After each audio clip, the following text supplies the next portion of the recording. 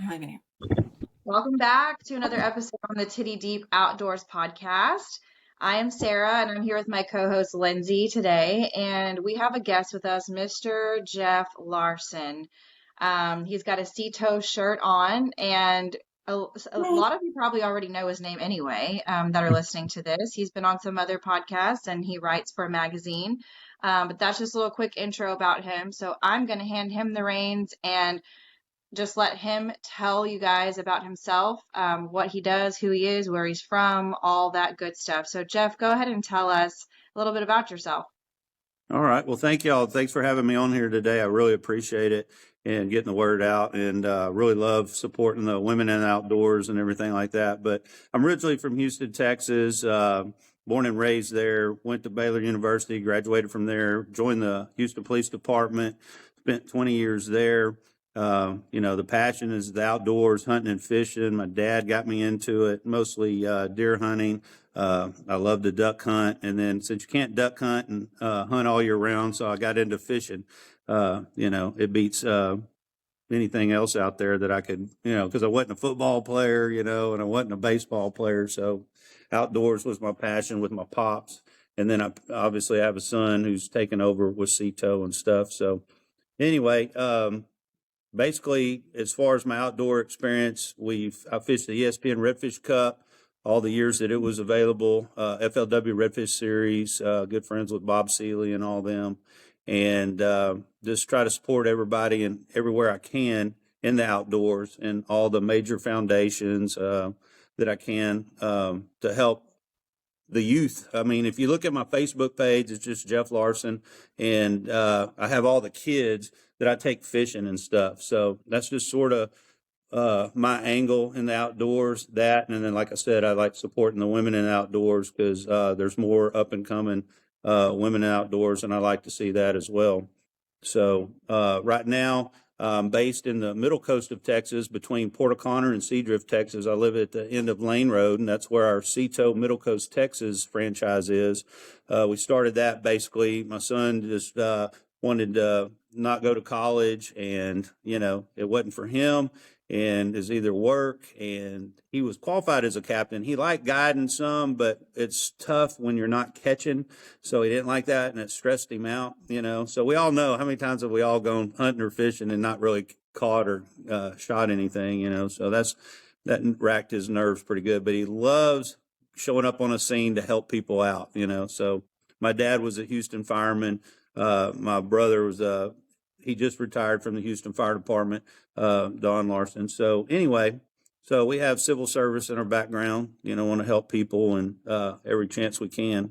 So anyway, that's pretty much it as far as my background. And I just been hunting and fishing. Oh, I opened up a lodge with my Mexico partner, Juan Olvera, in Tamaulipas, Mexico. It's on the lower Laguna Madre. We have a 3,000 square foot lodge. We're building on to it as we speak for duck hunters. It's called Mexico Wing Shooting. So we start dove hunting in August, go right into duck hunting, and then even into some turkey hunting down there as well. So, What happened? Sorry, I'm like, you said all the magical things. You said, you've got a lodge, and you said that you're hunting and you're hunting dove, yeah, and all these things. So I'm like, oh, and then you said turkey, and I was like, ooh, okay, this is gonna be fun. Yeah, gobble. I've been going to Kentucky. I have friends up there. Richie Stevens, who's a guide on Lake Cumberland. They come down, and then Clint Voles of Voles Farms and all his guys. They come and hunt with me in Texas and in Mexico. And then in return, I get to go bring somebody up there in the springtime and turkey hunt on their farms and stuff like that. It's beautiful up there in Kentucky. I love it in the springtime. We got plenty of turkeys in Texas, and we got in Texas as well, several ranches that I have friends, and all the way down into Mexico. We have ranches that we hunt down there. So I love turkey hunting. I've even been down in the Bay of Campeche and down and killed the ocellated. That one's a real pretty bird. Yes. Got connections down there with Eucalypts is the outfitter down there. So, how do you find the time to do these things? That's what I want to know because I need some Well, more time to do this. right, and that's a fair question because we got to make a living, right? Well, that's what I decided to do. A lot of the young guys that talk to me and say everything, I recommend getting a good job, work hard, and retire young. I got to retire from the police department at 42, and so I just been hitting it hard. And you just you got to manage your time now. I've been divorced twice because I am sort of at the extreme of the hunting and fishing. So it's probably usually the root cause. But I'm still amicable with everybody. But yeah, I'm pretty extreme. So I do get to spend a lot of time. I angle everything toward hunting and fishing. Even when I was a kid, my parents liked to travel, and they gave me one day, and I could go hunt or fish or whatever for that day. So it's ingrained into me when I was real young, and obviously I've done it with my kids. I have two daughters as well. They're in Georgia, Lindsay and Riley. They loved to fish with me growing up, so that was cool. So that's why I have a heart for the girls as well, because I have two girls. Hey, I try to kick my leg up here. I've been painting my toenails for about 15, 16 years. It's good luck, sort of a good luck charm when we were fishing the tournaments. I didn't win them all, but it stuck with me and turned into more of a marketing deal. You can go anywhere. That guy down in Texas that paints his toenails, oh, that's Jeff Larson. So that's sort of a marketing scheme, if you will. Hey, well, that's It'll work. normal for us. I feel bad now if I don't even paint my fingernails before we go on a tournament because we get to take all these pictures and hold fish. I'm like, damn, my fingernails look like shit. I gotta get my fingernails painted. Right. Well, mine do too. They usually got guts in them because, my big thing is airboats. So I've been with American Airboats and Patriot Airboats is building us two new boats for our Ceto business. We're supposed to pick those up. I mean, I'm really a jack of all trades, master of none, but as long as it's outdoors, I'm going to be there. Gosh, I don't So, even know where to start in some of the questions we might have for you because there's just so much. Yeah, sorry to throw a lot at you, but been doing it a long time. Maybe have to do 2 or 3 of these takes or podcasts. well, I want to know you grew up hunting and fishing and that anything out you had a love for it, when you were real little. Like out of all the stuff you've hunted, because when you said you like to hunt, obviously, and fish, then my ears kind of perked up because I kind of feel like sometimes we talk so much about fishing just because that's one thing that Sarah and I connect really well on. And she obviously do it more than I do. But since I'm in North Texas, come October time, it's hard to get me down to the coast because I have a small amount of time to, get my meat and hopefully, tag on a buck. So what species would you say would be like your favorite? Like if you could just hunt one thing, not fish, hunt, what would it be? Leopards in Africa. Really?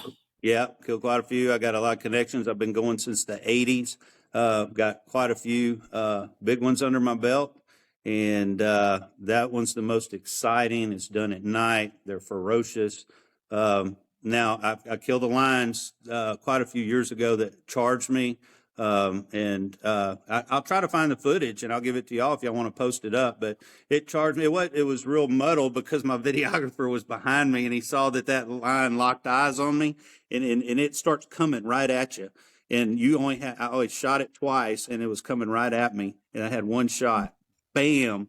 And I walked 7 steps. I was white as a ghost and shaking like a leaf for minutes. And had I missed that shot, I wouldn't be here today talking to you. But so the adrenaline rush, the big predators in Africa is really what I like. And I've had opportunities at elephant and all the big dangerous 5 and 6, but the leopards tripped my trigger. And then, of course, after I've killed a nice big Maine lion and had that close encounter, but yeah, leopards at night. And then I had friends, Scott Van Zyl, who was a big leopard hunter in Africa with dogs, him and his partner. They had a bunch of hounds. And then he was taken out before I got to go do that. But that was one of the bucket list for hunting leopards was with dogs. And you can go to YouTube and see Scott Van Zyl leopard charges. And he was one of the most phenomenal leopard hunters in Africa. And he's a legend, really. So, but hopefully go next year and try to do it again. We'll see. So the leopards, to answer your That's question. awesome. That's not what I expected that's not what I expected you to say. That's awesome. Yeah. Yeah. Very cool. Yeah, Very well, Well, cool. we another thing is because I definitely. duck hunt. I mean, I'm a big duck hunter. Like I said, we start in October in Mexico, and we hunt through March. And plus, I have all my customers. Like I said, 30 years of experience in the Middle Coast. In my 20s, I was going over to Mexico, and we all know that, watching all the crazy Netflix shows, that we had to stop going for a while. I've been back over there 7 years. Built the lodge 3 years. It's brand new, right on the water. And the ducks are phenomenal. Everything in the Central Flyway. I believe that the Central Flyway is the biggest flyway of ducks, and the migration from Canada all the way down into Mexico. And it's just a wonderful place to go if you're a big duck hunter. And I drive. I take my airboats. They're registered down there. It's no more dangerous than going to Chicago, Detroit, anything like that. As far as that's concerned, now it's super simple. We all have our own problems in other places, but just the high volume of wing shooting in Africa. I'm sorry, I've hunted ducks and geese in Africa, but in Mexico, it's up there with Argentina because I've been there as well. But it's just easier for me to go do a lot of it by just crossing the border because I am in Texas, in South Texas. That's Do you cool. speak No, Spanish? Un poquito. Very, very little. Luckily, my partner Juan and his son are very, very good at speaking English. So, but no, I try. I use is it Duolingo or Babbel and all that. Try to get phrases like "Where am I?" and "How do I get home?" "Where are we at?" Oh, that's funny. What were you Yeah. gonna say, Lindsay? Sorry, I cut you off. I'm like, una más cerveza. Por Like, favor. Always put the por favor. Gracias, de nada. no, I will. What I was going to say is, my boyfriend Brian, big duck hunter, and we haven't had the ducks. We have a lease up in north of here, about 2 hours in Newcastle. I don't know if you know where Mhm. Possum Kingdom Lake is, but it's kind of in that vicinity. But we just haven't had the ducks on that property, and so he spends majority of his time, like we do, New Mexico hunts usually, in the fall, and Mhm. so a lot of money and time goes towards there. But I think if he had a good place to go duck hunt, like it would be money well spent to him just because he Yeah. loves it. Well, yeah, let me know. I mean, it's easy. Y'all could fly, jump in, and you could fly into, Corpus is close. If you wanted Texas, or just drive down to my house. I mean, I live right on the water, also in between Port O'Connor. I live at the end of Lane Road on the intercoastal. I've got 3 airboats, and I have access to some private marsh and help. So that, and we cast and blast. That's what I'm known for. We'll go shoot ducks in the morning and kill or go catch fish in the afternoon, or vice versa. So y'all will get a kick out of it. Y'all are welcome to come down anytime. If y'all want to do a Uh, video shoot or something, let me don't know. tempt me. Mhm. I'm loading the shotguns. Like, Come let's on, go. come So on. I've actually, and I've said this before on a podcast, I think I said it with Brittany. So you are referred to us by Brittany Gale. Yes, So it she's makes sense. awesome. Well, yeah, Yes. she's really fun. She does some stuff for her. We work together out on the water, and she's been hunting with us and stuff. Yeah, she's wonderful. Yeah, she's awesome. And so I think it was her that I told I've actually never shot a duck in my life. Not Uh, once. Come down. Yeah. So, like, I fish a lot, but I'm just really nervous about shooting ducks for some reason. I feel like I would just completely miss. Like, I don't know. I'm not good at like moving targets. If you sit me somewhere and something's like still, like Yeah. no problem. Dead shot every time. But if something's moving, I'm afraid I'll miss and just be embarrassed. So if you're in the blind and we say duck, we're going to hit the ground so you don't shoot us, right?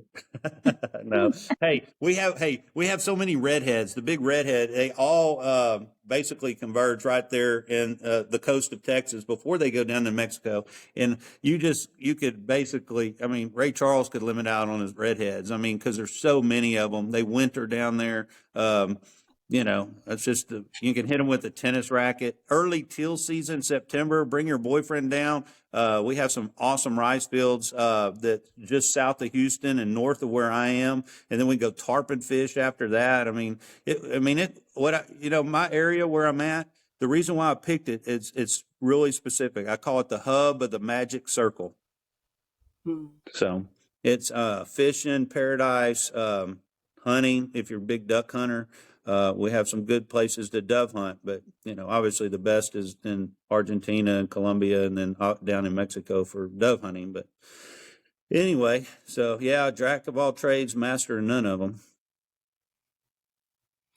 Well, okay, so with your CETO stuff, I think Okay. Sarah and I both we're kind of like intrigued by this, because while I've never been on a boat before that's required that type of service, like we've seen them out there, obviously, and nice to know that there's a service out there in case, there's something that goes wrong.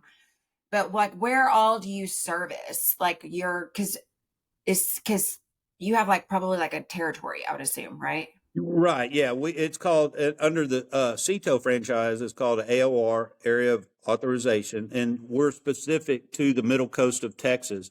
To the south, we have Brandon Upton. He handles Corpus. So basically, from there, and then we have somebody picking up the one just to the south toward Mexico, and then we have Billy to the Kern, who handles Galveston, and then it works all the way over to Mississippi. My son Brennan's real good friends with the boys over in Mississippi. I mean, they're wild and crazy. I love when they come duck hunt, and then I love seeing all their pictures when Brennan goes over there and works with them. And it goes all the way to Florida. It's international, goes up the East Coast and West Coast. So for $199, you're covered for a tow, if you get stuck, battery jump, fuel. It's all inclusive and $199 for a year, and it covers you everywhere you go in the United States. Isn't that crazy? That's To know there. So right. And then, Brennan will probably want to get on. I mean, he goes all the time. He had 3 calls today. Sometimes he was handling, one guy had a fuel issue. His bulb was messing up. So Brennan talked to him, and got that going. So he didn't even have to pay. He wasn't even a member. And, Brennan sat there and talked him through it and saved him, because it's if you're not a member of any of us, or CETO, our listed rates is $300 an hour, and it's 2 to 3 hours, and then if you're stuck, then it's called a recovery, and we have different charges for that. But once you're a member, all that stuff's included in that. So, and way CETO works is your membership, your priority. So if I had somebody that's not a member with a sinking boat, and you just needed a gas or battery jump, we're going to service you first, because your membership is what keeps us there. And that's what keeps Brennan. That's how he makes his income, So we're real membership driven, and we're there for you in our area. And, day and night. It's 24/7. Now that gets a little cumbersome for him, being 20, he's 22. So he wants to do 22-year-old things, and I'm the dad. And I'm like, I'm retired. I'm not going to be doing all that. You do it. So hey, I'm telling you, it's just like Orange County choppers. We're butting heads and all that kind of stuff you see on TV. It would be a good reality show, I think, because me and him go at it, boy. But I love him, and I love my daughters, and but we have fun doing it. Had a great Father's Day. We worked, had 2 boats, got stuck. We jump in the airboat, go take care of them. Then as we're done with that, thought we were going to go eat lunch for Father's Day, and got another call, another boat stuck at the opposite end of our AOR. So we go get in our offshore boat, go get them, and just a wonderful day of work with me and my son. So anyway, so CETO's awesome. It's worth it.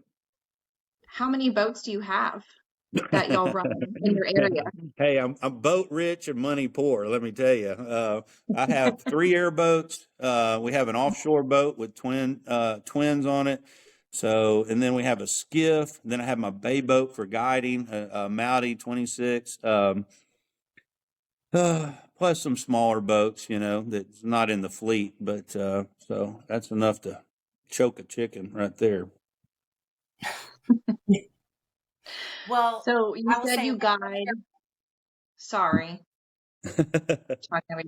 So you guide as well. Yeah. And do you do that? I guess, well, how do you do that? Do you just take customers, like, do you take new customers, or do you have a set clientele with CETO Well, and everything, or how do you handle that? basically, it's definitely separate because I've been guiding for so long, and then CETO's separate. So, but if I'm close to somebody, there's been times when I'm fishing. So I fish out of the airboat quite a lot. A lot of people like the experience. Nobody's been in it. So, no, all my clientele, I do have what I call the Rolodex. You got to build your Rolodex to any of the new guides up and coming like Brittany. You start developing those relationships and they become your friends and family. And then once you get that developed and, they just come back. I mean, guys call me all time, all hours of the night. But as far as that, so Brennan knows, like, I have charters Friday, Saturday, Sunday, Monday. I bumped one from Tuesday back to Thursday. And he just looks at my schedule, and then I tell him about where I'm going to be fishing. So if we get a call, somebody's stuck, or I get to them, that's just sort of added to the fishing trip, if you will. And then he can stay, and because the big thing for CETO is how quick we get to you. I mean, we don't slow roll nobody, because we want to get to you, get you taken care of, and then get you back on the water. So because like you said, you're working all the time. Who wants to sit there and wait 3 or 4 hours for to get help? And it can happen, but our job, because we've been in the guide business and we know that your time is valuable, we hustle. I mean, we haul ass. I mean, we got little strobes. We look like woo-woos, but we want to let everybody know we're coming. We're going to get to you. I mean, I went offshore like 50, 60 miles the other night in the middle of the night to go get somebody who's floating around like a turd in a toilet bowl. They got broke down. You got to go out there and find them and hope. I mean, and we work with the Coast Guard, so everybody goes, well, how do you get a hold of them? Well, Coast Guard and all that, they have, and with all new technology, we can sit there and talk to them like on our phone through the VHF. It's pretty easy. Well, my son's up on that. I'm not. I'm just sort of repeating what he tells me, but. So how do you get alerts in the middle of the night? Because Lord knows I love my beauty sleep. I would be like out. I'd be like, mm. Oh, I know. Well, first of all, he gets it, so and then he'll wake me up. Just our phones are on 24/7. That's just the way it is. So, it's we are growing. This is our first full year. We've grown, and corporate calls us. I mean, so we're growing leaps and bounds, and for our area. So he pretty much runs it. That's his baby, if you will, and I'm here to back up. And then obviously when he gets worn out, I got to step in and maybe not guide or whatever, but until we get it 100% built up with our membership, and then that because that's what keeps us there available for y'all out there that have CETO memberships. And so is it just you and your son for your area, or do you have others that help you out? Well, right now, obviously, you want to get an employee and stuff and start doing it like a regular business. But right now, it's just me and my son, and because we've started from ground zero, no members, and I don't know how many we have now, but it's a few hundred, so which is good. And then obviously, we get the insurance calls and stuff like that, or 911, and we work with all local law enforcement, the game wardens, Texas Parks and Wildlife. We hand cards out. We, put advertisements. Another cool thing that CETO does is called the Life Jacket Loaner Program. They give, well, in all the franchise areas all throughout the United States, they have I guess a rack, if you will, and it's for to make sure kids and everybody has a life jacket so when they go out. So that's a big advertisement. All the local marinas really like that program. It also keeps them from getting a ticket in case they, the game warden's there is like, oh, grab that life jacket so they don't get a ticket for, because the game wardens are real serious about having the kids, jacketed up, stuff like that. So, and everybody just loves that and just passes our number off. And it's, like I said, 24/7, 365. So we definitely want to build it up, employ guys, captains, so we can relax ourselves. But we're going to give it hell for the next 3 or 4 years and build it up so where we can have, we can all rotate in and have a decent life doing it. Right. So I know you said your son's 22. So I guess my next question was, what qualifies you to, I guess, work for CETO? Like, what do you The have, what qualifications do you have to go out and save people? well, the Coast Guard's the ones that save the people. We save the vessels and come in and do the recoveries and stuff. But so, and it's a great question. At 18 in the United States, it's covered by the Coast Guard. And at 18, you can go in and you don't have to take classes, but you have to take a test. You have to be able to provide time on the water. And then once you pass the test and get your credentials from the Coast Guard, you have to even go take other classes and pass for being able to charge and be a commercial merchant mariner. So my credentials, it's like a passport. So most guides have what's called a 6-pack, the bare minimum, to where you can take up to 6 people. And then you have to have what's called a towing endorsement.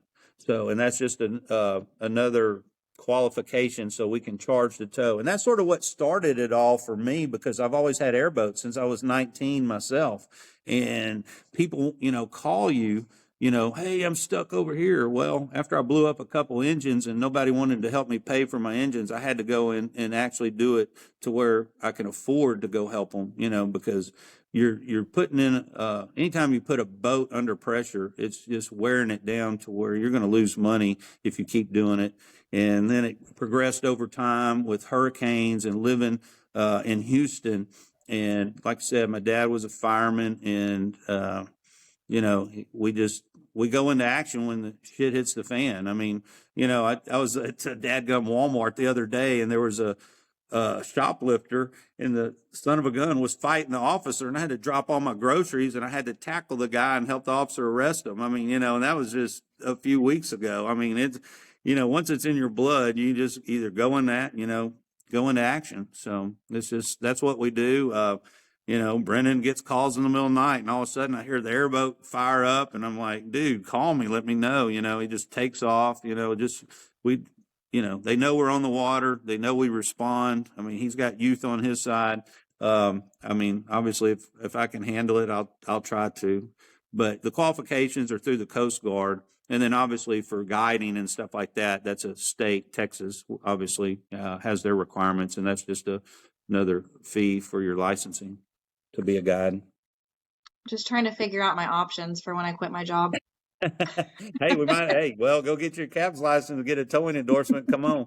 And the other good thing about it, and another reason, all kidding aside, and I tell people that, so I got my son into guiding and make sure he had that merchant mariner, because you're required to be on the drug consortium.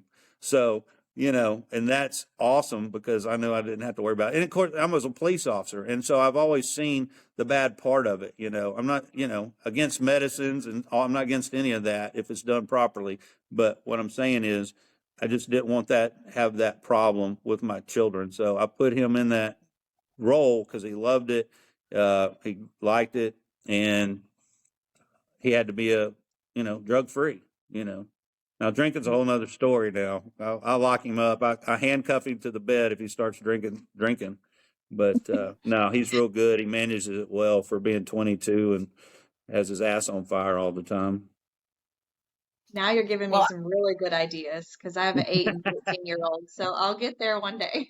Yeah, right. Well, hey, I've seen a lot of shit over the years being a cop in Houston, and just it's just part of it. I try to be nice and not be so calloused and mean and stuff, but sometimes I just can't help it. But What area of Houston were you in? well, as a rookie, I worked in the Third Ward, just right there, just Oh, south of shit. the Minute Maid Park area, and then I worked the east side. Did some undercover work for a short time, but my main thing was accident investigation. We had a lot of overtime, so that was a way I could make a good living and provide for the family and raise the kids, because I would work overtime. And the good thing about being in Houston, there's a lot of private industries that would hire police officers and pay them well too. So you either had to work your 40 hours, either work overtime or try to find extra jobs. So that was really cool. And yeah, just lots of crazy stories. I mean, and being an accident division, we didn't just handle little fender benders. We handled stuff where people died, were dying, possibly dying, losing limbs. I mean, it was crazy, some of the stuff I've seen. So that was one thing that I really wanted to find out on this call was that I was kind of like, sorry, I got distracted. There's a roadrunner in my front yard and it's really cool. But I've, when she told me about you and she was like, yeah, because I remember when we fished with Brittany, she was like, she was having something going on with the boat, and she was like, oh, I'm just gonna call my friend. Hold on. And so, and then we're like, who are you calling? And she's like, Uncle Cito people. We're like, oh. And then she goes, you need to talk to him. Like he's awesome. Like you've got to talk to him. So Mhm. Sarah and I have talked about this for a while now, but one thing that I've said is like, I bet he's got some wild ass stories. So Yeah. before I knew you were a police officer, I was thinking automatically because we've wanted to have a game warden on here too, like even a Hmm. retired one, because they Hmm. got stories for days. Oh yeah. And, so I'm wondering, like, just in the amount of time, or even like guiding, let's say even Mhm. guiding and CETO combined, like, what is the wildest shit you have ever rolled up on or had happen, like, while you're out Okay. on the water? I'll tell you a story that included Brennan and I before we even started CETO. So it was on a Good Friday. We tore the redfish up. We were fishing a mid-bay reef just around the corner from our house. I was fishing with Brennan and another captain, Benny Judice, out of Port O'Connor. We were catching trout. The next day, we went back to the same area, but the bite wasn't as well. But Brennan and I, he was 9 years old, 9 years old. And I've had him driving boats since then. I mean, I got pictures when couldn't even drive, sitting in my lap, holding the steering wheel just to get him the feel of it.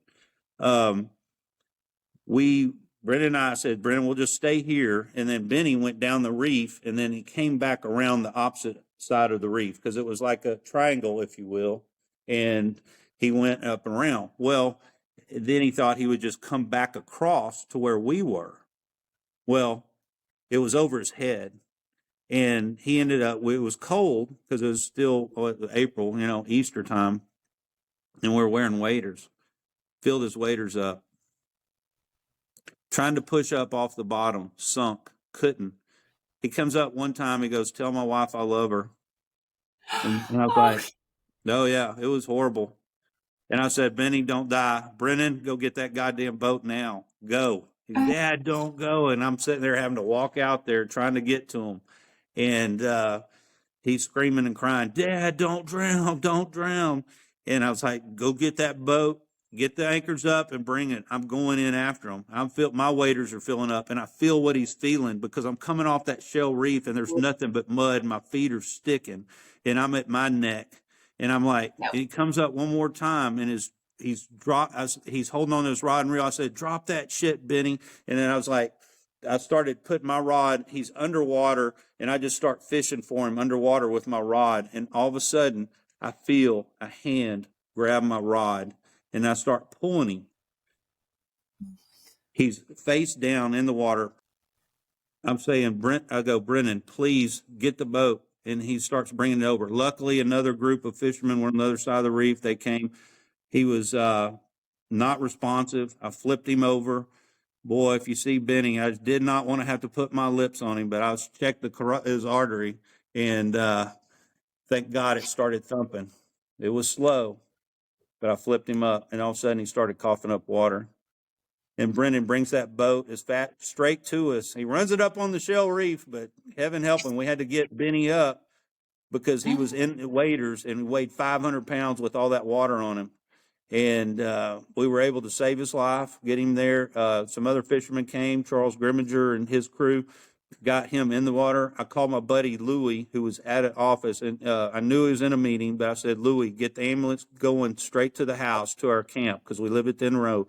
Benny's drowned, and he's, fucked up. And so I put him in the front of the boat so he'd bounce him and try to bounce all that water out of his lungs and stuff. And I had Brennan holding his head all the way till we got back to pulled into the ramp about the time the ambulance was coming. And we were able to save his life, and he wouldn't be here today. And every Good Friday or Easter, I get a call from actually his wife who's a retired nurse, telling me thank you for saving my husband's life. And that's been Brennan's 22, 9. I don't know my math. I'm a victim of public education, so you do the math. But it was the most horrific experience because it was a loved one, and it worked out to this day, and we have a lot of fun talking about it, and we give each other hell all the time. That's just what fishing and outdoors is about. And he was able to fish another day, and we hunt together still, and just that was the craziest story. But and I felt Brendan and I, even when he was younger, we've people drowned, and we find them. We pick them up, call the Coast Guard, help with Texas Parks and Wildlife, assist where we can, because we know the waters, and those guys are always changing. So, we have the time. I mean, Brennan knows that water. I mean, at 13 and 14, I'd let it go in the middle of the night to go get people. I would, he's good, So it's all, that's it. And I mean, I got a lot of other little stories like that, but that was one of the horrific ones that I've had to deal with. Because it was, it was a buddy of mine, drowned right in front of me. It was crazy. And then he doesn't even remember grabbing the rod. He goes, I have no idea how you got me. And I said, well, it must have been an angel, brother. Because, I mean, I felt it. I mean, I felt like if I was grabbing your arm right now, that's what I felt on the end of my rod. And thank God we found him and saved his life. Well, see, and that's a perfect example. And thankfully it had a good outcome, and I think we all, and I know I take it for granted a lot of times when we're just out there running and gunning, we don't always wear life jackets when we're fishing and we're moving from spot to spot, spot, and I've had my waders fill up. I think Sarah, you wear the neoprene, I think for one of those reasons, don't you, Sarah? Like, did you tell me that time? Like, Sarah, she doesn't like them, but she wears them, I think, for that reason, right? Not necessarily, but I've been thrown off the boat before with my waders on and started sinking pretty quick. That was not fun. No, it happens, and it happens to the best of us. I mean, it's every year. So, here's what I like to tell to your listeners. One thing that I see in my experiences, so I get to, give reports of, yeah, we're catching them all week. Yeah, we're in the surf. And this is just for instance where I see all the guides are bragging, the full-time guides, not we're getting them in the surf, come down. And everybody's like, oh, we got to go to the surf. We got to go surf. Captain Joe Blow said, well, they're in the surf. And the other guys are saying that. Yeah. Because we're all blowing ourselves up because we need the business. And what I see is everybody, oh, I know where we can go. But yet the weather changes. We're out there Monday, Tuesday, Wednesday, and they're pumped up, getting ready Thursday, getting the kitchen passes from the wives, and they're going hell bent to the surf. And then they can't because the weather changes, but they get so focused on the fish are in the surf, and they round them jetties, and guys have died and flipped their boats over because nobody's in the surf that day, but 3 days ago, yes. So that's how Mother Nature, the good Lord, changes things, and you have to pay attention. And then that's sort of why we got in the business, because we want to be able to help when the shit hits the fan. Brennan had one call the other day, and I think it was I forgot. It don't really matter what kind of boat, but it was sinking, and we were able to save it. We got those guys beached it. We just hauled ass, got there, got underneath it, started pumping it out, and saved the guys, $100,000 boat, tournament boat. So you just got to be quick and have a plan. Hopefully it works. And, it's just, there's just many more like that. Well, and I think Sarah, correct me if I'm wrong, but I think the first time that she had fished in Port O'Connor was when we fished Legends in Lace the first year, right? Okay, so I got my girls. I got to get a shout out to Susan Collins and all the girls because we're fishing it. Hey, we're banging on the door for y'all not doing it. We're not. No. No. Well, good. Maybe I'll win. Hey, maybe I'll win this year. Or my girls. And we, Chad Pederick had said last year that they were going to move it going forward year after year. And Mm-hmm. we're kind of like, okay, that's cool because that's, in my opinion, that's kind of like a really neat concept because different elements, different waters, putting people in Mm-hmm. different places they're not familiar with and don't get to fish as often. So we're like, we like that. Plus, we also noticed that and this I'm sure is obviously more everywhere, but trout, at the end of June, picking up trout out of the water that's hot, Mm-hmm. trout are, Mm-hmm. and then, Mm-hmm. you an easily legal fish and you go Mm-hmm. to weigh it and it's like 1.5 pounds, you know, Yeah. sardines at this point. So Mm-hmm. we are taking the year off. But with that said, we noticed last year, I think more than the year before, because we did some sketchy stuff, that we pre-fished hard, obviously for a few days before. We never even touched the surf. We didn't go that direction. But the areas that we pre-fished, good trout coming through there, decent trout that would have easily probably weighed 2 pounds or more. And the day of the tournament, though, we noticed how quick Port O'Connor can change Mm-hmm. because it looked like the water, I mean, just like a drain. It was like what we had just seen 2 days before. I mean, it was like not even the same bay. It was That's wild. crazy. Yeah. And, when Clint, our guy, when he said, he was like, Clint y'all hold, Anderson. no, Clint, where's he out of? A Galveston, I guess you would call it. Oh, okay. RG. I'm sorry. I'm sorry. Sorry to interrupt. So he was like, y'all hold on. We're like, okay, we going across that way. And when you Yeah. can see, you compare birds the day before, birds that were easily not exposed in the water are Mm-hmm. now this much above, with legs in the water. I was Mm-hmm. like, Oh yeah. Oh yeah. Yep. Hope you have a fun. CETO membership. We'll come get you. This is gonna be fun. So, But Port O'Connor, I would say that I see it more in like Rockport and stuff, but it was really wild to me in Port O'Connor. yeah, we have some dangers there. We have Pascavallo, and that whole area changes all the time. So we get a lot of stuck boats there as well, and it's been that way in history. I mean, pirate ships, all sorts of mariner ships back in the day would get hung up there because it's all changes. But luckily, they went and put jetties out. So we have the jetties plus Pascavallo. We have a place called Sunday Beach. In the ebb and flow of the tide constantly changes that. And they right after a hurricane comes through, busts that wide open, and guys could go through there with boats. Now it's all sealed back in, and it changes within 6-8 months. And people that don't get the boat, obviously they're do-it-yourselfers and think they want to do the best they can, don't want to hire a guide, and they get hung up. And that's what we're here for CETO. And then obviously we do have legislation. Chad puts on a great tournament. And there's other female tournaments as well up and down the coast. And I fished those as well.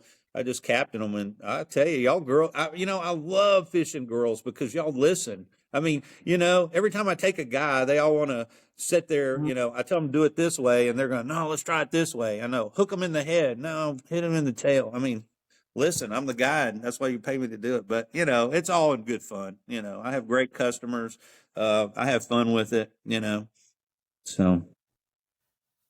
I am kind of bummed that we're not doing it in some ways, just because Mhm. I do feel like because it's artificial only and there's a lot of Yes. different moving parts, and he does run a tight ship when it comes to safety and the boats launching. And the first year was really fucking wild. I will say that. It's a shotgun start. Oh, I love those That's- shotgun starts. um, yeah, Oh, yeah. that was that was the highlight of the day. Let's just say that. Oh, So, yeah. but it was Port O'Connor. I love Port O'Connor in the sense of like it just to me is more undeveloped. It's more nature, in my opinion, than a lot Mhm. of places, more commercialized. And we Mhm. were fishing, and she was like, I don't really ever hear coyotes, and now I hear coyotes out here in the middle of the day with y'all. So it's nice to kind of get into some of that stuff and fish different areas. But I hope we can go back next year, Oh, come Sarah. on, just put it in your calendar. Get that 2024 calendar and put it down in there because we'll be out there fishing. My girls are hardcore. I'm looking forward to another good year. and hopefully we get all of our fish. We're just right on the cusp. We have one that, I think we go into, you have to weigh them in, or had to be over 15 inches before you could submit them or something. I don't know. I haven't looked at the rules for this year, but we've had some law changes in Texas with the trout. But anyway, our girls are really good. They deserve a win, and they work hard, which all of them do. I mean, all those women that fish those women tournaments, I mean, they're badass. I mean, they just really are. I can't say anything but great things about women. They'll get out there and wade fish, So that's pretty dang hardcore, and it's a great tournament for sure. Chad does a good job. What boat are you running for the tournament this weekend? Well, I've been scouting in a boat that nobody knows I'm in, but I run a Mowdy. I've been with Mowdy for a long time, running 26-foot C25, and that boat is just so good for down there because it can run shallow. It's the most versatile boat, and they've kept me in those boats for ever since Mr. Caprito. He recently passed, rip Mr. Caprito, but and Steve, who took it over, bought it from Frank. And we actually, Mowdy has, every time you buy a new Mowdy, you get a year of CTO membership with it.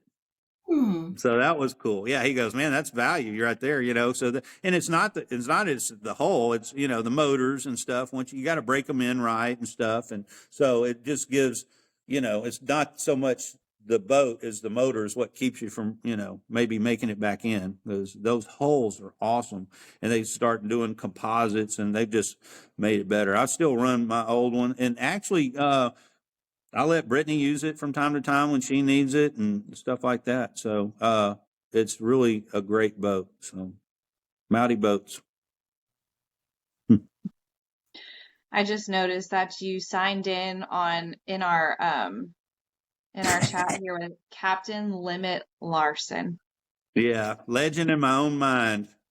Yeah, I'm a self-proclaimed legend. Oh, I see it. I was like, what? Seeing that. Oh, okay. So it's okay. It's all a joke, I'm just regular old Jeff, just an old guy, just like anybody else, but I blow smoke up everybody's ass. All my buddies think I'm so full of shit, which I am. That's what makes me a good guide. Not that I catch a lot of fish. I'm an entertainer, So anyway, it's just I get the kids go. It's nothing better than going in a restaurant and a kid screaming across the restaurant, "Hey, there's Limit Larson," and I just ingrain into the kids, and then I got some adults that are all believing it too. I got some great customers, and it's just a lot of fun. So I just sort of say that and it was all started as a joke because we're always, we're all type A personality, right? We wouldn't be out there. We'd be at a dadgum museum, or something on a weekend and sit out there. But anyway, so it's just that was sort of the nickname I gave myself, and blow smoke up my buddies' asses. So they would just, I like getting that knife and screwing it in on them. So. Okay, so yeah, Brittany. I'm sorry. Oh, sorry. Go ahead. Well, Brittany, she can tell you how much full of shit I am because we guide together some, and she's a lot of fun. Her and Carrie and all the lady guys, Kim Golden. There's a lot of good ones down there, and I'm really happy for them and like to see them out there because they do a good job. So we are actually talking to Carrie to get her on, and she was gone, like on vacation, and then we've been looking at rescheduling. So we're looking forward to having her back on because we haven't seen her before. We've seen her, like at Legends and some of the tournaments and stuff, but we are looking forward to doing an interview with her. So her husband, I was friends with her husband. Her husband's been down to Mexico with me as well, and dove hunting and stuff. So yeah, and she's a great fisherman as well. Her and Brittany, they go out all the time and just always posting good pictures. I said, well, y'all need to go out all the time. I got 30 years experience. I don't have to go out there all the time. That's what some of them are like, don't you ever pre-fish? I said, well, I do for Legends and Lace. I definitely want my girls to win. But, before, I can go days and go right back. I have my mouse traps. I just run my mouse traps. And the other thing, I'm in an airboat. So airboat, I just zing around until I see them. And then we just sit down on them, So It's just like those tower boats you see. So, But it's, it's a trout tournament primarily, legends and yeah. laces.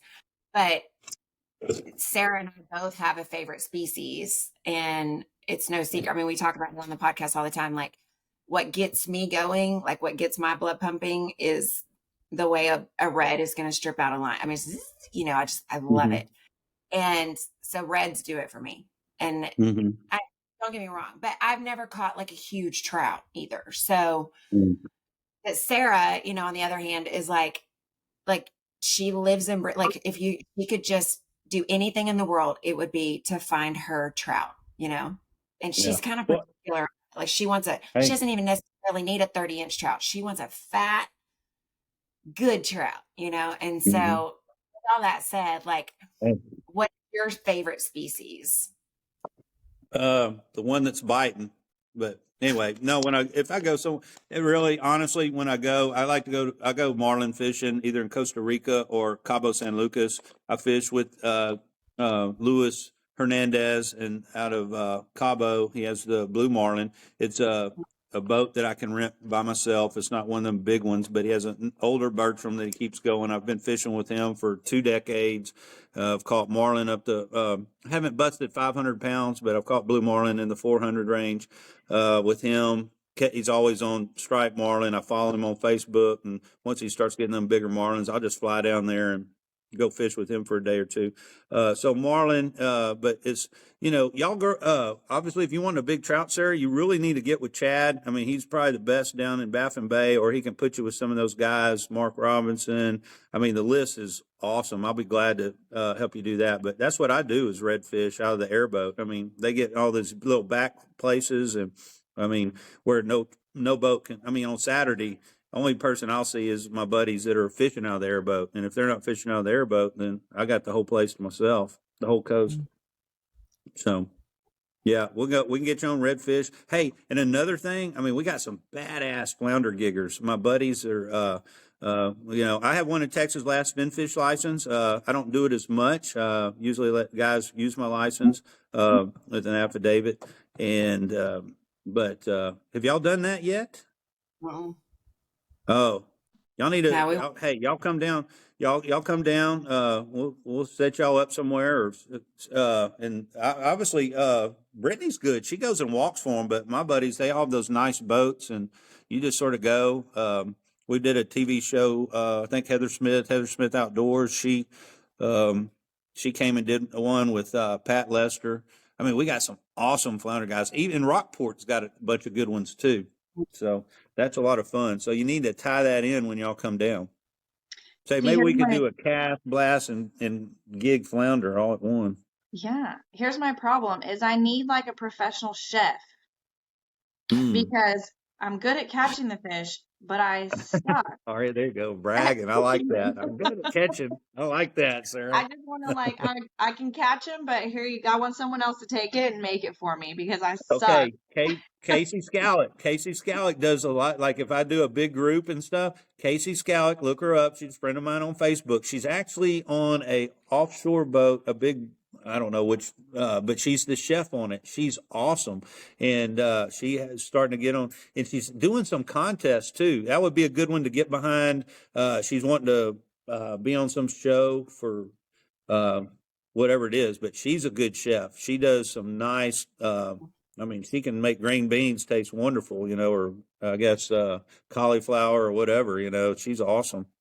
She does a lot of that for when I have a big group come down, and put it all together at the different VRBOs or bed and Mhm. breakfasts down in Port Conner. Yeah, I I definitely will. need to look her up. We need some Yeah. recipes or something. You can Yeah, make a reach out to titty her. deep Just say, hey, cookbook. Jeff Larson told me. Yeah, just tell her. She knows. We're buds. She hooks me up. Cool. Yeah. So one fish that Sarah and I both do want to get our hands on, and I've fished in Costa Rica and Cabo, but I never got the chance to catch a rooster. Oh, nice. And Okay. we would love to catch a rooster, both of us. Roy Zapata. He actually holds the female world record rooster fish, and he might have some other ones too. He's a good friend of mine. You can look at if y'all send me a friend request on Facebook and look up Roy Zapata and just call him direct, and he'll go Texas. I mean, I'll give you his number, man. He's a wild, crazy, and he's badass. So I think the owner of Waterloo, and it was some time ago. It was his wife, Jimmy Burns' wife, caught the world Yeah. record, I believe, with him, if I'm not mistaken, unless it's changed. They did break a record over there with a rooster, but I don't know if it was a female. I think it's a guy that caught it. But anyway, but that's a great place to do it. Roy Zapata, he's legendary over there, and that's a good, easy trip. It's in Capos, flying to San Jose, and then of course you can shuttle or take a, but you know. I got the connections. If you need any, just call me. Let me know. I can send you in the right direction, or I know somebody else that does. Just bring your credit card and passport. Yeah, say like, okay, I'm gonna need a connection with a credit card then, and just we can do this all day. Yeah. Yeah. We can do First, I need to quit my job. What's a job? What's a job? That's hey, every time. Hey, you know what I say when I'm fishing and not catching? I go. I just sometimes I'm going to go to Walmart and just fill out an application. I'm going to be a Walmart greeter when it's I can't catch a fish today. Well, I've said more than once that I would love to just be a Walmart door greeter at one point in my life, because I feel like all they do is they show up. All they got to do is like look presentable, clean, hygiene, whatever, wear their little Walmart stuff, clock in, be somewhat sociable, or check receipts, and then they get to clock out, and then they get to leave. And so, and do nothing else. And I'm like, that's great, because that's not. Yeah, I just wish you could make $1 million doing it. Yeah, there's that. There's that. There's that. Mm. Now, do you ever, like, I know you talked about like hunting, in the sense of like waterfowl, and of course, I'm sure you've shot deer and all that jazz, but do you ever varmint? Yes. Well, that's why I go to Africa. I go and stay over there and hunt with, I got several PHs right there on a river, and there's so many civets, genets, caracals, African cats, and I like hunting them at night, and you can call them up. I mean, I have connections over there where the varmints are all the different species, little cats. I mean, all those things I just mentioned. It's phenomenal. I've got connections over there as well. I'm hoping to go back in May next year. So anyway, we just put a big group together. That probably makes coyote hunting here look lame. No, hey, I love doing it in Canada. I had some of the best times up in Canada. We were up there hunting, and those guys they could shoot coyotes up to 600 yards.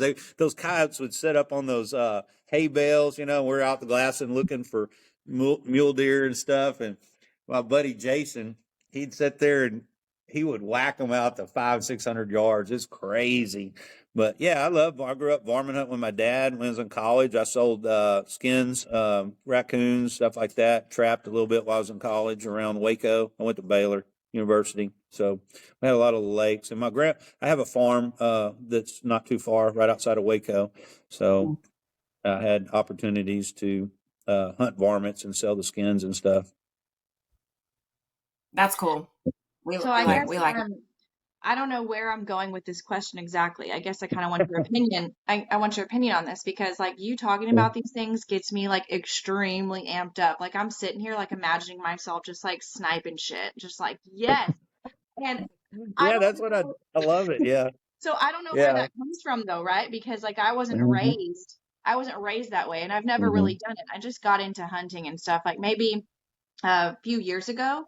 But I've fished all my life, but these things I'm like, oh my gosh, just like the outdoors and just like imagining myself in these situations. So, as a female, I think when I have a hard time finding friends, so this is why like Lindsay and I have gotten together, because other people I've talked to about this stuff, we have a raccoon problem, for example, in my neighborhood, like bad. Like we have some tree huggers in my neighborhood that fucking feed the raccoons.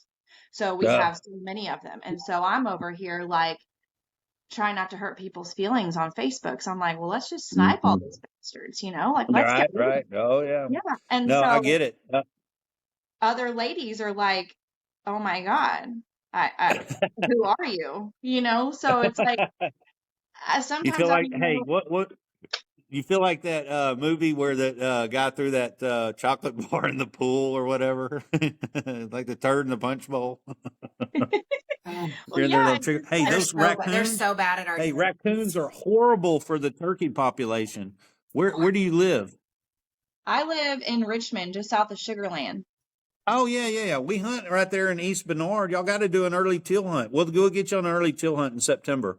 We'll just meet down there. My buddy Louie has a bunch of stuff leased. Friends with all the farmers down there, and we'll just jump in with the group down there, and we'll go. And then, like I said, y'all get a couple people, and then we'll have Brittany go take us tarpon fishing. We'll go catch a tarpon Heck that yeah, afternoon. I'm super close. I'm right here. So, Oh, that's easy. yeah, we're right up the road. I love it here, but yeah, our raccoons are out of control. I live on an acre. We're like in an acreage community, and so we've got these Oh, nice. raccoons everywhere. And Yeah. I'm just like, you know, I guess what Lindsay and I have done in this podcast is we've just spent all this time trying to figure out like why, what is it about this stuff that gets us like, amped up? Because like you said, there's more and more like females Hmm. coming to do this stuff.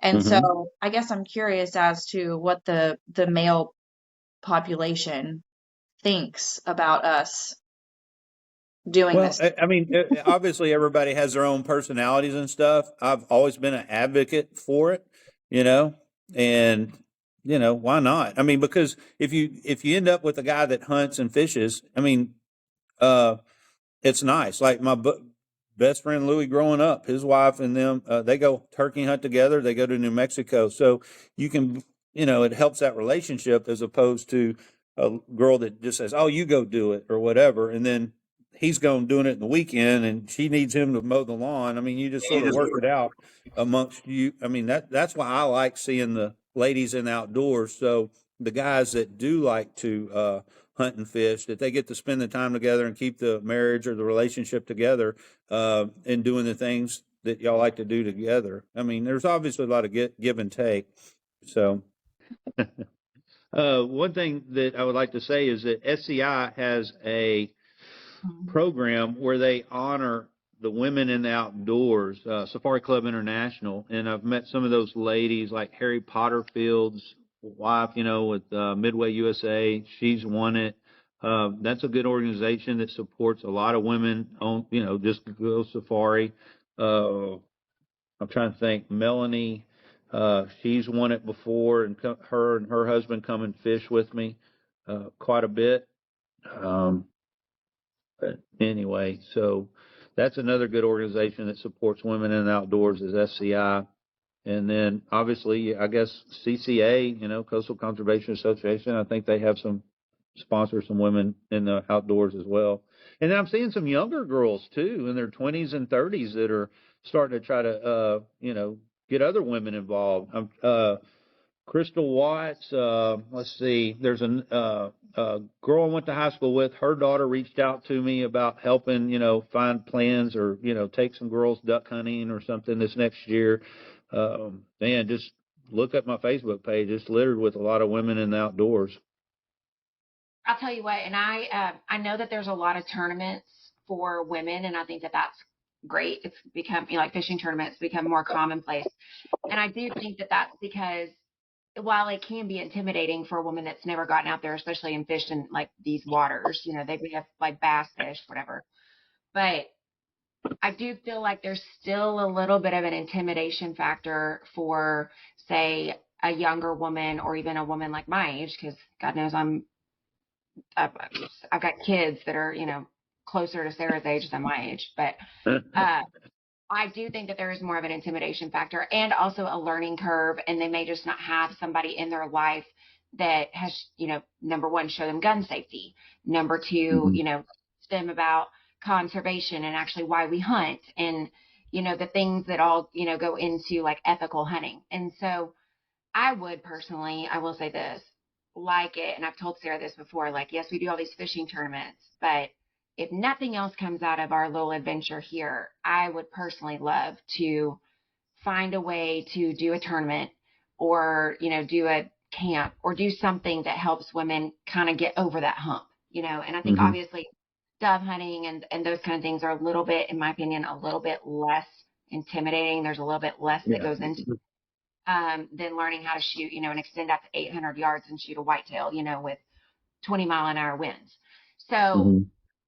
that's, yeah, I think it's great that there are organizations and there's younger women that are coming into it. And Mm-hmm. so anything that you hear like that, like after we become besties on Facebook, let Mm-hmm. us know. Let us know. Absolutely.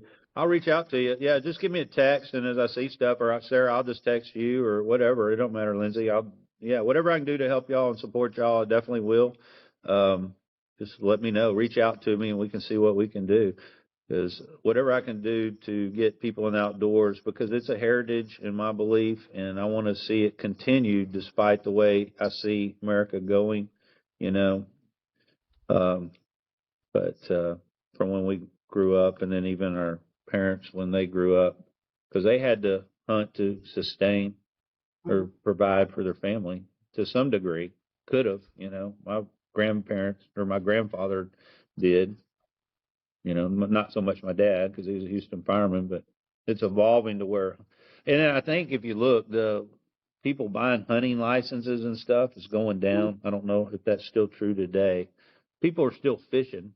People can understand fishing, but they don't want to see little Bambi getting hurt. Well, I mean, it's not really Bambi if you're trying to provide for your kids. I mean, I got buddies that's all they eat is they go elk hunt and you know they don't go buy hamburger meat.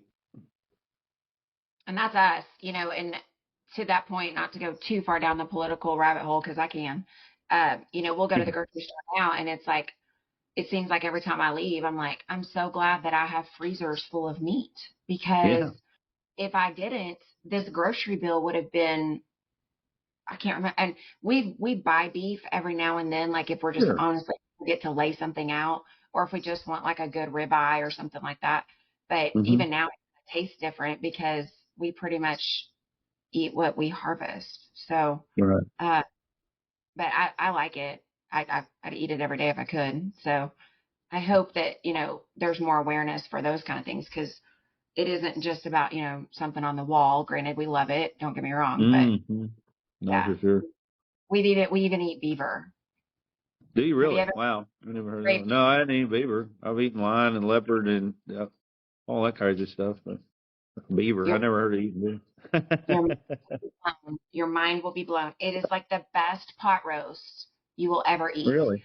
Mm. Oh yeah, I'll send you some pictures of like what the Yeah. actual meat look like. Hmm. It'll blow. It's really Yeah. good. Yeah, really Yeah, and good. then and I can send Brendan y'all's way as well. He would love to do a podcast and sort of get a younger version of how he sees it and how he hustles in the outdoors. And I mean, I've been dragging him out there since he was knee high to a grasshopper, so he really enjoys it and has a lot of experience. I've taken him to Africa and he's harvested some of the big five as well. Um, so whatever I can do to help y'all, we'll definitely do it. I'll get, we can tell Cito stories. I mean, we've been in business just a year, but I've been rescuing people. Hey, I got into it because, I told you I got tired of blowing my stuff up and then I had to pay for it, work overtime just to get it fixed. Well, I did my first, had my own business once I got the towing endorsement. It was called Naked Towing. We will jerk you off at bare bottom prices. So anyway, but they wouldn't let me keep that at Cito International. I said, "Can I keep my LLC?" They go, "Absolutely not." Well, and to that Dang. point, I honestly feel like, because we did so well at Base on the Bay, we won first in artificial, and Yeah. they used to post and Sarah, correct me if I'm wrong, but they usually post all the winners, like the Hmm. CCA does, and then like Hmm. the tournament page does on their social media, and they didn't this year, and I'm sorry, I can't help but wonder if it's because across our tits it said titty deep.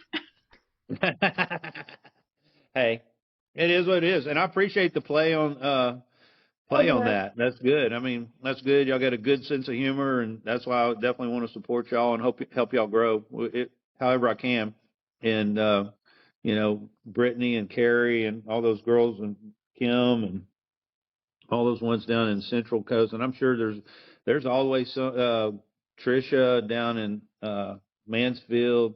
I mean, y'all really have a small niche group that could definitely grow and gather other women. Prius seemed to be my buddy's wife was on the Prius pro staff, and they always had things. That might be somebody I want to look at. I don't know them personally. She Safari. I don't know if they're around, but I remember Prius being a camo line for women to tailor y'all's, um, I guess, bodies, for lack of better words, or y'all's fit, if you will. Because who wants to go wear a bunch of guys' clothes? That sort of, you know, y'all like to spruce up even when you're sitting in the deer blind, don't you? A little bit, maybe Right. not. Yeah. You never know when you're gonna like shoot or catch, something. You gotta look good. Right. You And gotta look good. That's right. yeah, we tell this story all the time. So my grandpa is I think he's gonna be 86 next month. He's Mm-hmm. told me forever, when like lipstick, red lipstick was a thing. He says, Right. always take your lipstick with you and put it on while you're fishing because you never know when you're going to catch that trout and you're going to put your picture on the saltwater magazine. Right. Right. He's Yeah, like, you got to look good. I've been on the cover of Texas Saltwater Fishing Magazine. Everett Johnson's he lives right down the road from us, and we've been friends for years. So yeah, it's a great community. His wife is really good. She's a good one to reach out to, Pam Johnson. She has been in the outdoors for a while. I don't know. You just anytime you need somebody to call, I can give you direction, and you just tell them Jeff Larson said call me, and they'll go, oh, that guy, give them my number, but whatever. They'll bust my balls, if you will. But that's okay. I mean, because we're trying to grow for the greater good, right? Women in outdoors, the heritage for the kids.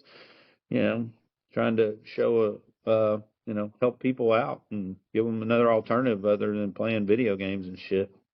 I was just about to say exactly that. And that's half of the reason why I do this, right? Because, I mean, those games are crazy. They could sit on those things for hours, but, I get them involved in sports as much as I can. I get them outside as much as I can. We schedule fishing days, like we're all going. Y'all are going, they whine about it, whatever. But Oh I yeah, just I like for remember. them to know about things because, yeah, you never know when you're gonna have to provide for yourself, right? And as long as you know how to go out there and eat something, that in my mind is like just a win for me as a mom. Like Right.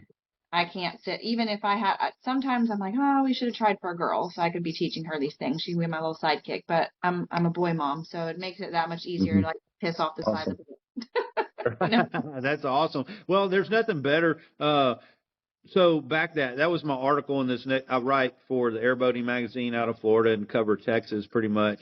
So that was it. Technology on the boat while we're fishing, and I had where the kids were with me were not allowed. They were 13-year-old. I had 5 13-year-old boys. I mean, with no cell phones, so they were at each other. It was like herding cats. I swear to God. And then the next day, I had the young kids where the parents let them bring the phones and stuff like that, but they were using it as to take pictures, commemorate the event, so they have memories of being out with dad, grandma, and stuff like that. So, it's just whatever you want to do. But the day before, the dads and everybody, nope, no phone. I had a phone, obviously, but and I would send them pictures, and we had a great time. There's nothing better than going airboating and catching fish and sunset cruises. Nothing better than being on the water. Y'all got to come down and hunt fish with me, and obviously Brittany or Carrie will be there. Duck hunting. If Absolutely. you bring your husbands and boyfriends, we'll go down to Mexico and whacking them and stacking them. Heck yeah, we would love to do that. All right. Well, we've almost just gone here over about an hour, and so I know I told you we don't want to take too much of your time today, but I wanted you to kind of close out with maybe some, because we're in like prime summer season, some summer safety, I guess, tips, things that maybe you see mistakes a lot that you have to go out and, help people in their boats and just what to look out for. Maybe because a lot more people are on the water in the summer, and that's just what it is. So I'm sure that you're super busy, and so maybe you can leave us all with a little bit of advice from your Yeah, perspective. yes, and it's stuff we know. Obviously, before you back a boat in the water, make sure the plugs are in, and we double and triple check, and that's a good one to keep the boat. Life vest. Always have the life vest. The kill switch. The kill switch is important. There's different types of styles of boats that will swap ends on you. And we all pretty much know where those are. And if you have a boat that does that, or if you fall out and that thing starts spinning, that's another story I had fishing a Trout Masters tournament back in the day. Fished with Captain Steve Auld out of Baytown, and we saved a guy's arm. He didn't have his kill switch on, flew out of the boat. The boat swapped ends on him and kept spinning around. And when he stood up, the boat motor came crawling up his arm and had a little bit of string on there, and it's squirting out his shoulder. They comes into the marina. We were weighing in our fish. Steve goes into action, takes care of it, and every now and then I'll get a Christmas card, and he looks like a kid that, thank you for saving my life and arm and stuff like that. And we've remained friends. So that's just another crazy story that happens. I mean, so kill switch, life jackets, and really, if you could, pay attention to the wind, especially in the Port O'Connor and your shallow water marshes. Pay attention to the tide, and stay in the channels, and definitely get a CTO membership. So if you do send it and don't quite make it, we'll come get you. Yeah, I think those are great, great, great important tips, especially just paying attention to the winds and the tides, because we've talked about this before. I have friends that think it's just a cool thing to go out and buy a boat, but they don't know anything about the area that they're running their boats in. So, they end up on a big shell pad somewhere or just like beached on a sandbar. And it's like, you cannot, they have no clue, no clue. So I'm sure No. you see a lot of that in the summer. And so Yeah. that's kind of the awareness we wanted to spread, I guess, in having you on today and just getting to know you. And so, because Thank you. when Brittany said, "Oh, you got to talk to my friend," and she sent us so many people. So we love Brittany, and we would love to Yes. come down and hang out with the both of y'all together. I'm sure that would be a great Yeah. time. Oh yeah, we make it high ho time. We'll take 2 or 3 boats out, bring a crew. Let's go. We'll go airboating, whatever. I think her and Josh have an airboat. I don't know. But I got extras, whatever. And we'll go fish, hunt, go have a good old time, then then go eat. Maybe Casey will make us something special with what we catch or kill. Oh, heck yeah. Lindsay, did you have anything you wanted to say before we close out? No, just good luck this weekend on Legends, and we'll be Yes, watching. thank you. All right. I'm actually driving down Thursday, so we're utilizing that time a little different since I already had it scheduled to come down. So I'm going to come down Thursday night, and then we're fishing in Matagorda on Friday, and then fishing with another friend of ours. Our actual Legends team, we're fishing with them on Saturday. And yeah, so good luck, and we'll be watching from the water, and All hope y'all right. do. Yeah. Thank Okay, you very so much. remind us of your ladies' names again, your team, so we can look for them on the board. Oh, I had to look them up. I just thought Susan Collins is the one that puts together. I'm trying to. I got one new girl that's on it. Hang on just a second. Um, oh man, I feel bad because I told her, I said, give me y'all's names. I'll shout out to everybody. Let me find them real quick. Let's Calling see. in because I know they Hold on. list it by last name when they put y'all on the board. Right. Okay. So Susan Collins, she's on Sweetie, and hang on, I'm trying to think of the new one. Sherry. Oh man, I'm going through all my texts. They've been blowing me up all day. They're all Sounds like excited. I tell them, they like to drink, so I was like, okay, ladies, y'all have to stay hydrated all week. Don't be drinking wine till after the tournament. And yeah, they that's named us our team.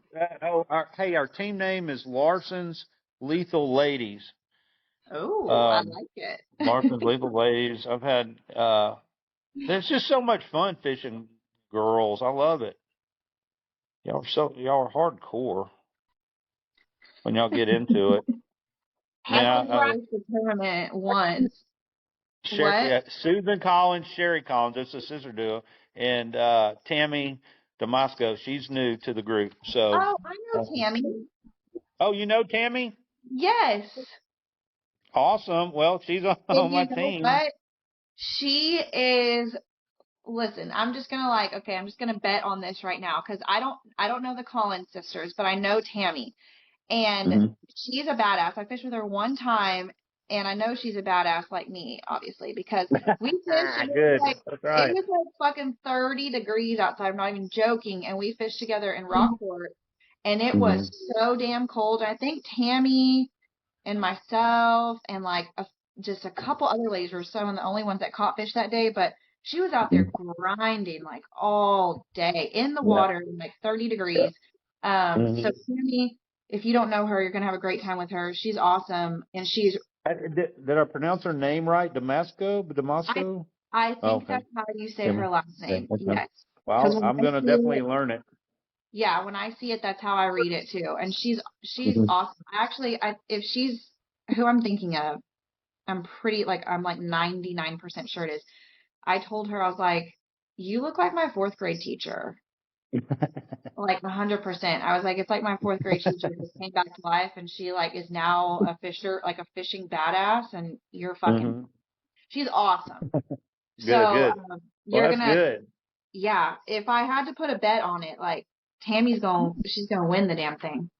Good, good. I want to put them in some good situations. They'll grind in that mud. I'm just really proud of my team, and they deserve a win. And I'm going to start. I'm pre-fishing all week and checking all my rabbit holes. So we're going to try to get the W on Saturday. Thank y'all for Good. y'all's support. Appreciate it. Absolutely. We might return next year. I don't know. We just all had this thing about this year. I'm honestly tired as all ever. Like we've been baseball tournaments with my sons every single weekend, and I'm like, if I'm gonna fish this weekend, I'm gonna do a relaxing fishing setting. I'm gonna fish to fish and not be in a tournament setting where I'm like losing my shit. So Oh, we yeah, I know about we that. kind of That's I crazy. opt out of it, for like Hmm. different reasons. But yeah, good Oh, luck to sure. y'all. I hope y'all do Thanks. well. Yeah, Chad does a good job. Looking forward to it. So we Yes, always ma'am. usually we end, so we always like to ask you if somebody, so yours is kind of a little different since you kind of like are, what'd you say, jack of all trades, Master. Yeah. master of, yeah. Hmm. So somebody wants to get in touch with you to have a trip with you to fish or hunt, Hmm. get Hmm. in touch and limit Larson. Well, I go back. I'm Jeff, but when I'm blowing smoke up people's ass, it's Limit Larson. But anyway, it's can I give you my cell number? Just take my cell number and then they can text me, call me anytime, day or night. I usually don't go to bed till 11 and try to sleep till about at least 6 or so. It's 281-217-0399. I'll repeat it. It's 281-217-0399. That's my direct cell phone number. You can call me now and it'll blow up. So anyway, but yeah, anybody that has time to do it, the duck hunt, I'm airboat red fishing. I have bay boats. We can go fish for tarpon. I'm not that good at it. But I know people. If I'm not good at it, I'll send you in the right direction, even if I can't facilitate the trip because I've been doing it for 35 years and I want the opportunity to hunt or fish you when I'm on top of it. You know what I'm saying? So I've got all the guides in uh, Port O'Connor that I know and on speed dial for flounder gigging. So I could be a shop for you, and it might not be hunting or fishing with me if there's something specific you want. But I know somebody that'll get you on them. So if Awesome. they want to get in touch with you or how do they get their CTO membership? Do they just go to the website Yeah, and CTO.com. Yes. Now, as far as CTO, so it's all based on your home port. So, like you were live in Galveston or something, so you would type in all your information, your boat information. So basically, your driver's license and whatever boat you have, and it covers up to 3 boats. That $200 covers up to 3 boats, as long as they're in your name. and then wherever your home port is. So if you say I fish Galveston, so you'd be a Galveston member, or if you were Corpus Christi, you'd be Brandon Upton's member. That's just where it would be. But you're covered if you went to Florida.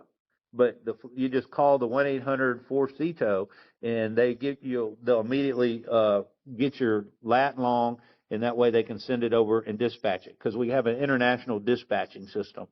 So, yeah, even though you're my member out of Port O'Connor, if you decide to go over and fish Florida, you're covered there as well. No cost whatsoever. As long as your membership's up, we always recommend automatic renewal so you don't forget. We've had instances there, but we're always going to send somebody to come get you. If you trailer a lot, they have 2 trailer care packages. One that covers all your trailers that you have, where it's ATVs, UTVs, or just your boat trailer. Just depends on what you want to do and how much travel you do as well.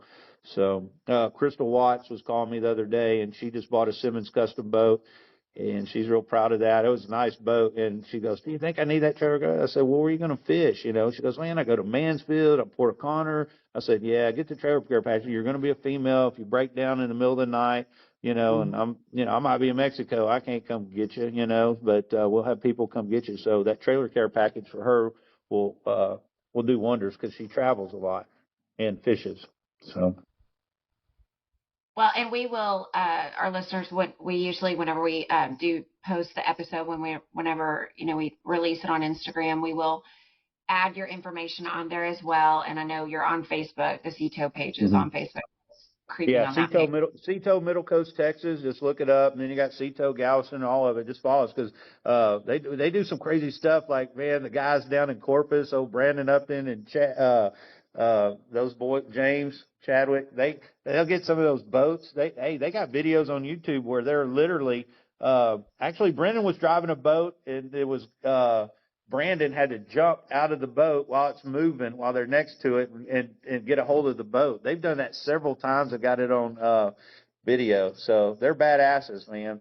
We got great guys, great captains in our CITO franchises with lots of stories. That's awesome. I love it. All right. Well, good. It's about time to go to dinner. God dog, it's 8:00 almost. Heck yeah. Let's call it a night. And hey, Jeff, we just want to thank you so much for your time and coming and talking to us and supporting us. I mean, for you to not know us personally or anything, and just being like a reference from Brittany, I mean, we really appreciate you spending this time with us and telling your stories. And I think you're awesome, and we can't wait to come hang out with Thank you. I appreciate it. Yeah, y'all come down anytime. Let's go do something, and whatever else we can tailor, tell all sorts of stories. Awesome. Well, until next time, we'll hit you up and we'll get down there. But thanks for going titty deep with us. All right. Glad to be there. See ya. We'll see ya. Adios. Bye.